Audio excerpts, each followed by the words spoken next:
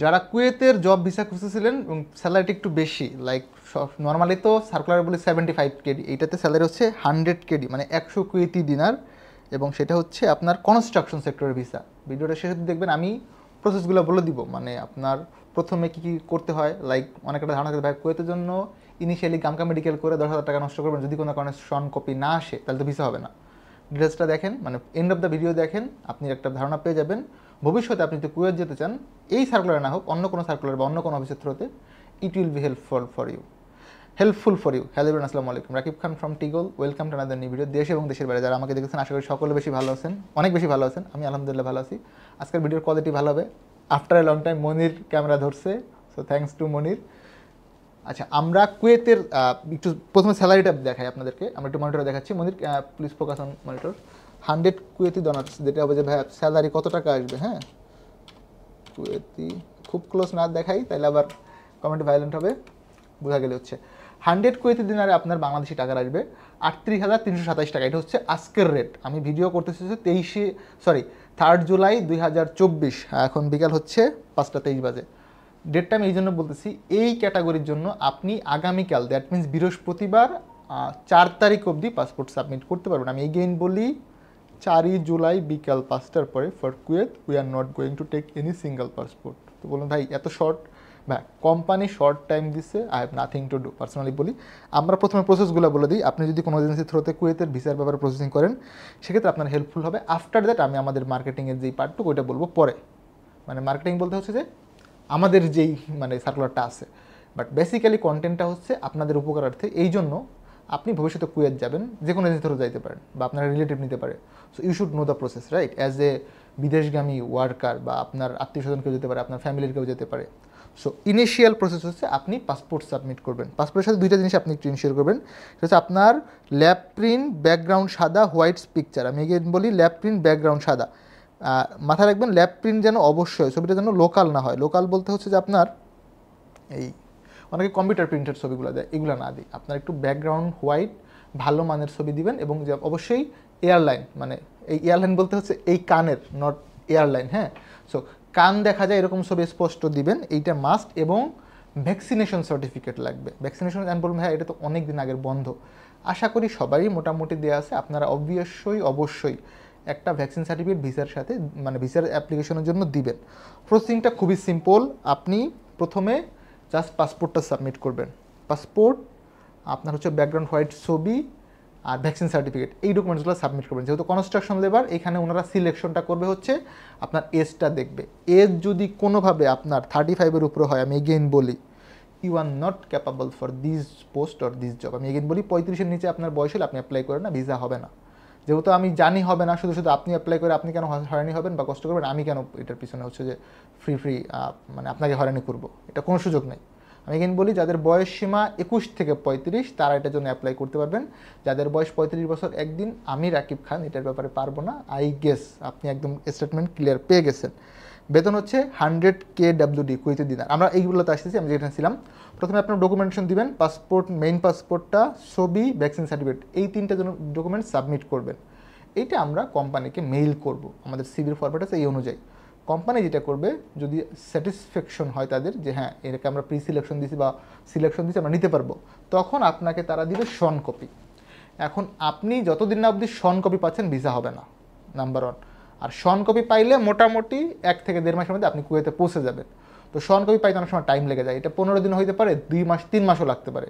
যারা কুয়েত নিয়ে প্রসেসিং করতেছেন তারা হয়তো জানেন, আপনারা একটু কমেন্টস করে আমাকে ইনফর্ম করতে পারেন কুয়েতের জন্য কে কে পাসপোর্ট দিয়ে রাখছেন এবং কতদিন ধরে ওয়েট করতেছেন, বা নর্মালি কে কতদিন ভিসা পেয়েছেন। অনেক হয়তো কুয়েত থেকেও দেখতে পারেন, একটু বললেন যে ভাই আপনার কুয়েত যেতে কতদিন টাইম লেগেছে। আমি এগেইন বলি, এই মুহূর্তে যারা প্রসেসিংয়ে আছেন কুয়েতের জন্য বিভিন্ন অফিসে, একটু আমাকে যদি কেউ আমার ভিউয়ার্স থাকেন বা ভাই ব্রাদার থাকেন, একটু বললেন আপনি কতদিন ধরে ঘুরতেছেন এবং কতদিন টাইম লেগেছে। আমরা যে পয়েন্টে ছিলাম, এগুলো আপনি সাবমিট করবেন। যখন কোম্পানি কনফার্ম হবে, আপনাকে তখন শন কপি দিবে। শন কপি পাইলে আপনার ভিসা মোটামুটি গ্রান্টেড, যে হ্যাঁ আমি পাচ্ছি। তখন আপনি মেডিকেলটা করবেন, কজ শন কপি ছাড়া শুধু মেডিকেল আপনার ওয়েস্ট অফ মানি হবে। আপনি আজকে মেডিকেলটা করলেন বা আগামীকাল আপনাকে আপনার এজেন্ট বললো করতে, আপনি মেডিকেল করে ফেললেন, করার পরে ভিসা হচ্ছে না, তাইলে এই যে মেডিকেলের 10,000 টাকা জরিমানা, এটা তো আপনার পকেট থেকে গেল, এই টাকাটা আপনার নষ্ট হইলো। পাশাপাশি কুয়েতের জন্য কিন্তু অবশ্যই পুলিশ ক্লিয়ারেন্স সার্টিফিকেট লাগবে। এগেইন বলি, for Kuwait you will need police clearance certificate. যেটা করতে হবে, মেডিকেল যখন করবেন মানে শন কপি আসলে আপনি পুলিশ ক্লিয়ারেন্সটা করে ফেলবেন, বা পুলিশ ক্লিয়ারেন্স আগের ভাগে করতে পারেন, মেডিকেল করেন না। পুলিশ ক্লিয়ারেন্সের মেয়াদ যেহেতু 6 মাস, এটা আপনি করে ফেলতে পারেন। এবং বিষয় কিন্তু এরকম না যে সৌদি আরবের জন্য পুলিশ ক্লিয়ারেন্স করতে কুয়েত যাওয়া যাবে না, নো, আপনি পারবেন। কুয়েতের জন্য পুলিশ ক্লিয়ারেন্স আপনি সৌদি আরব যেতে পারবেন।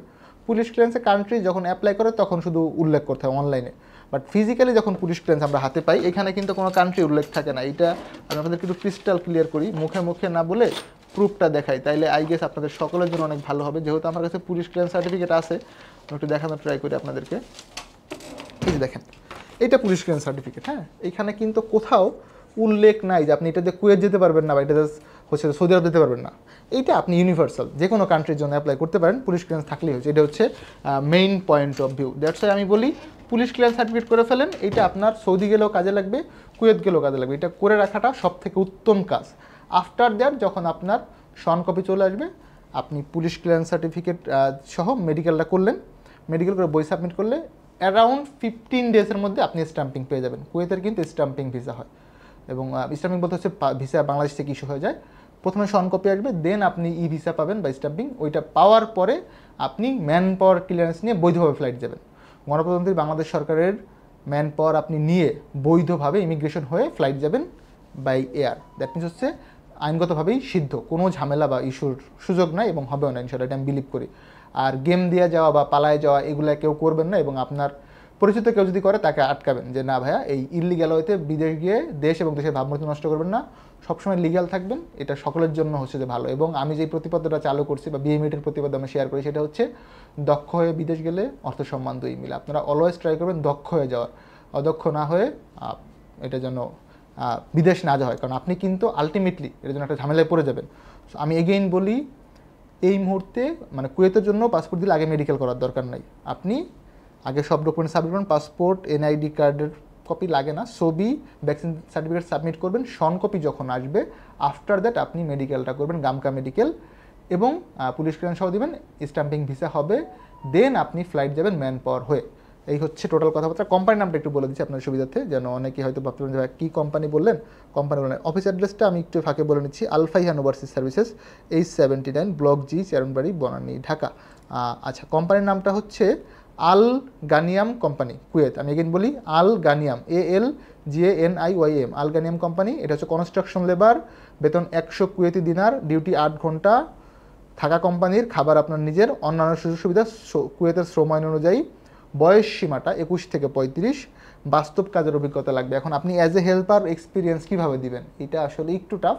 আপনারা যারা ফ্রেশার আছেন বাট দেখতে শুনতে মোটামুটি সুন্দর, এবং সুন্দর বলতে হচ্ছে স্ট্রং অ্যাকচুয়ালি, ওই সুন্দর সাদা ধবধবে সুন্দর বুঝাই নাই। এবং আপনার বয়স সীমাটা অবশ্যই 35-এর নিচে, এই হচ্ছে মোটামুটি আপডেট। আপনারা ট্রাই করতে পারেন, যেহেতু এটার বেতনটা ভালো, 100 Kuwaiti dinar, you guys can try. I hope ভিডিওটা আপনাদের ভালো লাগবে এবং কুয়েতের প্রসেসিং সম্পর্কে একটা জেনে গেছেন। যদি কারো কোনো কনফিউশন বা কোয়ারি থাকে রিগার্ডিং কুয়েত, এই ভিডিওতে একটু কমেন্টস করে আমি রিকোয়েস্ট করবো, আমি ট্রাই করবো আপনাদের রিপ্লাইটা করে দেওয়ার জন্য। যারা এতক্ষণ ধরে ভিডিওটা দেখছেন এবং যারা আমাকে সাবস্ক্রাইব করছেন, 43,969 পিপল, আপনাদের কাছে আমি অনেক কৃতজ্ঞ, আপনাদের অনেক ধন্যবাদ। সকলের জন্য দোয়া রইল, আমার জন্য দোয়া রাখবেন, ভালো থাকবেন, দেখাবেন নতুন একটি ভিডিওতে। সেই অবধি আল্লাহ হাফেজ, সালামু আলাইকুম।